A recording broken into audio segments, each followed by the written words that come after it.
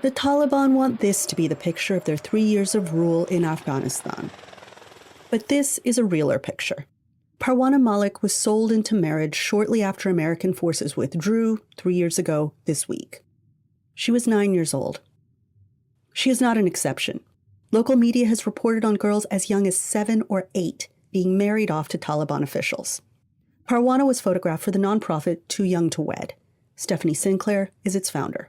What the Taliban is doing to women and girls is absolutely a crime against humanity. And Afghan girls and women inside the country are really suffering. President Joe Biden issued a statement on the anniversary honoring the service members who died during the withdrawal and defending the pullout. Vice President Kamala Harris issued a similar statement. Like Biden, she did not mention girls and women, though as a lawyer seeking her nation's top job, she is a living repudiation of the Taliban's edict that girls cannot be schooled past 6th grade.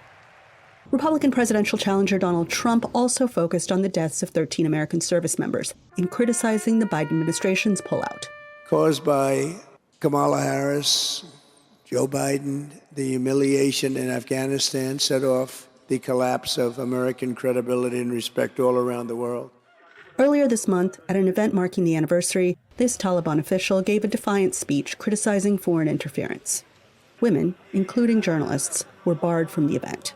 The regime recently passed a law restricting women's movements and requiring them to cover their bodies and silence their voices in public. The United Nations called the law egregious and demanded its repeal. The exiled leader of Afghanistan's top resistance movement argues that trampling the human rights of half the population is bad policy and bad politics.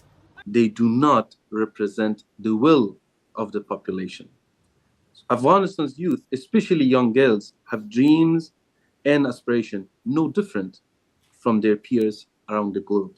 On this anniversary, photographer Sinclair urged American leaders to focus not on the men in charge, but on the voices they have silenced, and to impose harsher consequences for it. And now, a plot twist. Too Young to Wed persuaded Parwana's elderly husband to return her to her family. She's back where she belongs, Sinclair says, in school. She's quite the character. She has a lot of, big opinions, and she wants to be a teacher or a doctor. She wants to do something, and she's got the power to do it. The problem is she's not living in a society that is permitting it.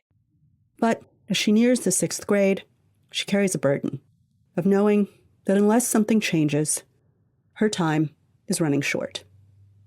Anita Powell, VOA News, Washington.